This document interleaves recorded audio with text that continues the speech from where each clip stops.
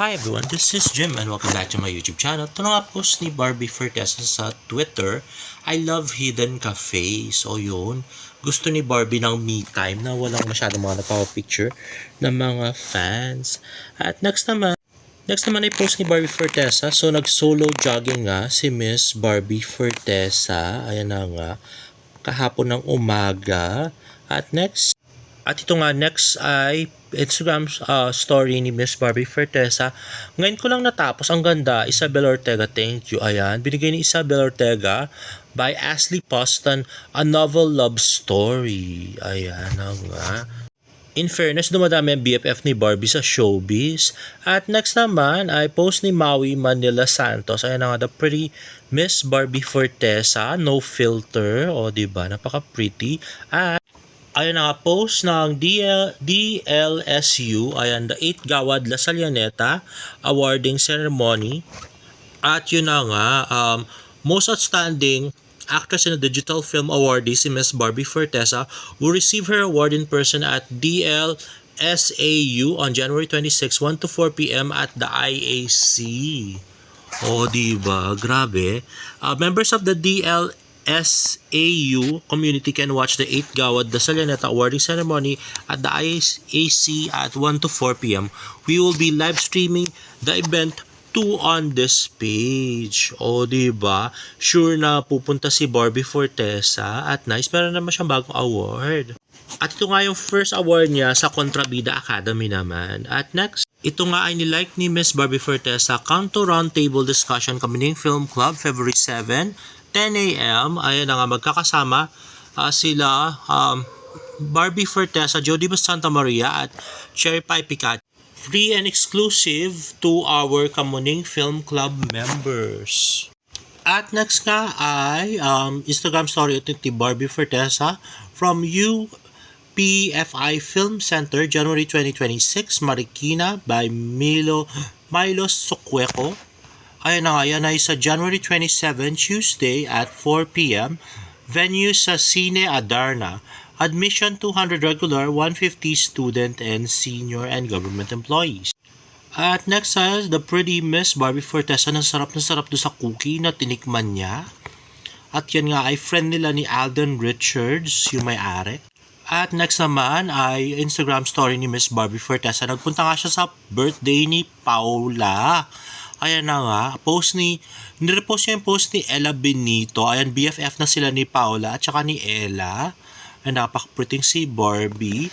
At ito nga yung video.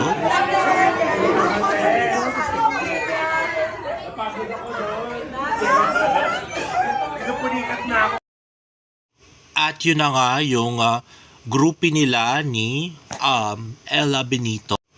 At guys, ito nga yung yung ex ni Ryan Bang, si Paula. Ito nga yung post ni Barbie nung isang araw. Ito yung pinuntahan niya sa mall, yung nagdamit siya nung yung stripes na yun nakatulad nung kay David. Siya yung ka-date niya, hindi po si David Licauco.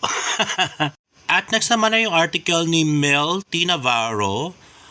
Nakatutuwa sina Barbie Fortesa at Vince Relon na kahit sila ay nasa in their 20s na believable pa rin ang on-screen portraying ng high school students sa Until She Remembers. Obra ni Direk Brillante Mendoza na papalabas ngayong Pebrero 25 sa ating mga sinihan. Napanood na namin in advance ang pelikula at freshness pareho ang aura nila Barbie at Vince sa kanilang characters, lalo na sa classroom scenes. Kaya pala nagpaggupit ng maiksi si Barbie para magbuka siyang mas bagets. Ganun ang magic sa movies, lalo na kung versatile ang itsura ng artista. They can be younger or older, lalo na kung mahusay ang hair and makeup artist at costume designer. Dahil mga pitit na rin sila, lalo na si Barbie, para talaga siyang 16 or 17 years old sa screen in her high school uniform. Pakita mo rin ang versatility ni Barbie at Vince as young actors. Kahit na si Barbie ay marami ng pinagdaanang role, both film and TV, ganun na rin naman si Vince na nag-a-action na rin at sexy sa kanyang past performance, pero pag ang role ay bagets, caring-carry rin nila. Kaklase ni Barbie si Vince sa istorya at may twist ang karakter sa bandang dulo ng kwento. Story plot of Until She Remembers when a struggling high school student played by Barbie Fortesa is confronted with the painful fracture of her family. She seeks the refuge far from the noise of her parents' world, portrayed by Angel Aquino and Albert Martinez, in the company of her grandmother, portrayed by Charo Santos, and an old friend played by Boots Roa. She begins to see life from a distance, both tender and selfless. Her lessons and realizations are the things that cannot be learned from the books, but only from the life lived. Until She Remembers is less about answers than awakening, a restrained, poignant reflection of family, absence, and the fragile moment when a child begins to understand what it truly means to live. From Solar Pictures with Mr. Wilson Tieng as executive producer, together with Center Stage Productions, the film written by multi-awarded Cannes Best Director Brillante Mendoza. At next ay article nga ni Jayco Manangan, Jayco TV. Ayan, Barbie Fortesa may bagong pelikula Until She Remembers this February 2025 na. Kasama ni Kapuso Primetime Princess si Miss Char Santos at si Miss Boots Anson Roa. Matinding drama ulit ito at muling masusubok ang angking galing ni Barbie sa pag-arte. Congratulations, Barbie. Ayan na nga. So pati si Jayco ay promote na rin ang Until She Remembers ni Barbie. At next naman ay post ng Kapuso United first on KU. Award-winning director Zig Dulay takes on the helm of the upcoming primetime series Whispers from Heaven, another masterpiece in the making. Ayan. So ito ang chismis guys, no? Baka ito daw yung gawing teleserye ni Barbie Fortesa kaya niya ito tinanggap. Whispers from Heaven, pero ang chismis pa ay malabo nga daw na si David Licauco yung leading man niya dito kasi si David Licauco ay may Never Say Die pa. So imposible naman daw na dalawang teleserye ang gagawin ni David Licauco sa isang taon. So si Alden, pwede siya magdalawang teleserye kasi superstar naman si Alden, si David din naman, 'di ba? So yun nga, isang teleserye lang daw ang gagawin nga ni David Licauco this year, which is Never Say Die, at maaring iba nga ang partner ni Miss Barbie Fortesa dito. Sabi nga ng source ay malabo nga daw na si David Licauco ang maging partner ni Barbie sa kanyang bagong teleserye. At next ka ay magtanong directly sa live ni James Licauco. Ayan nga, James, please clarify about Daniel C., Kai C., and Kylie C. They are claiming na pamangkin nyo daw sila. Ayun nga, tinanong sa live ni James at ito yung kanya sagot. Let's watch this. Thank you, Rory. Hindi po, hindi niya si Kylie C. Hindi namin sila kalala. Paki-report na lang po. Ayun na nga, dininay nga ni James na kilala niya itong mga to. So, actually, si Simon, na pinsan talaga nila David, ay tinanong ko na rin dyan. Pinost ko na yung video nun dati, guys. At dininay niya rin, nakilala niya itong mga to. At sabi pa ni James ay paki-report daw. O, diba? Pwede natin i-report sa NBI. Grabe.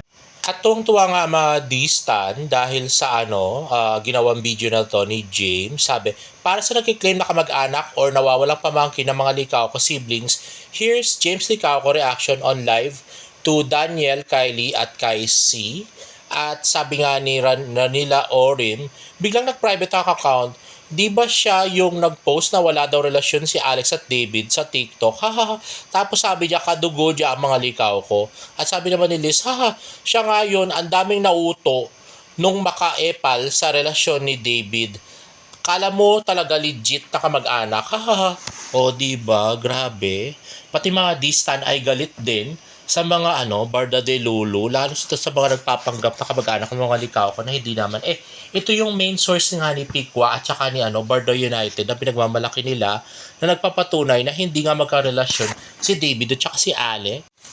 And next we have Barbie Fortesa. Let's watch this. Kultura Performing Arts Guild. Good luck on your stage play Laong Laan at Yumak Theater this February. Ayan ang cute na magbe-best friend na si Barbie Bea at saka naman si Christopher Martin. Napaka-supportive ni Barbie sa mga sa mga business ng friend niya, no, 'di ba? Kaya kung talagang friend niya or boyfriend niya si David, sigurado pupunta dapat yun sa mga opening. Hindi naman siya pumupunta kasi hindi naman siya pinapapunta. Dahil hindi naman sila close ni David. Tapos magjowa pa niya, kalukuhan. Ayan, ito ang mag-best friend talaga, sila Barbie, tsaka sila Tupi. Tapos si Alden pa, diba? At next naman ay yung Never Say Die interview ni Miss Jillian Ward. Comments niya tungkol sa leading man niyang si David Licauco. Let's watch this. Kung ilalarawan naman niya ang pambansang Ginoo, He makes me feel like an empowered woman kahit younger ako sa kanya. Pagkausap ko po si David, talagang parang, feeling ko, dami ko natututunan, he makes me feel like I'm smart also. In fairness, parang kinikilig-kilig pa si Jillian, no? Parang sabi niya, David makes her feel like an empowered woman siya. O, diba? Grabe. At next naman ay yung mystery guy ni Jillian. Let's watch this. syempre, tinanong na rin namin si Jill tungkol naman sa mystery man sa kanyang viral TikTok video na mayroon ng over 21 million views. Ayaw pang sabihin ni Jill yan, pero may binigay siyang clue. Kaya nga mystery, para, bibigyan ko na isang clue. Kasi may mga comments na sabi nila, akala nila hindi matangkad yung nasa likod. Pero kasi, ang clue doon, nakaganyan siya. Para hindi kita yung mukha niya, so matangkad po yung taong yon. Hayaan nyo naman akong kiligin. Magti-21 na ako. At sa mga netizen na curious, maghintay lang daw kayo for part 2. Ganito na lang.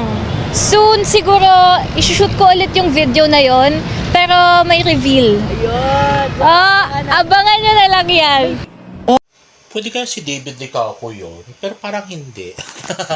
Tsaka si David magaganon-ganon, parang hindi naman. Anyway, eto na nga, next nga ay napag-alaman nga namin na sabay pala, noon palang nasa Taiwan si David at saka si Alex, ay sabay din palang nandun si Jillian Ward at ang kanyang family. So nakakapagtaka, bakit biglang nandun din si Jillian at saka yung family niya, no? Sinsundan si David, gano'n. Charot lang. Ayok naman bigyan ng mali siya, lalos na may jowa na si David, diba? At feeling nga nung friend ko ay nag-late post lang sila Jillian, pero nung umalis sila David papunta ng Taiwan, nandun din si Miss Jillian Ward at ang kanyang family. Ito nga yung brother ni Miss Jillian Ward na nag-post tungkol sa Taiwan. O, diba? Parang sarap nun. At yun na nga. So, wala naman kami ini-imply. Diba? Kayo nang bahala.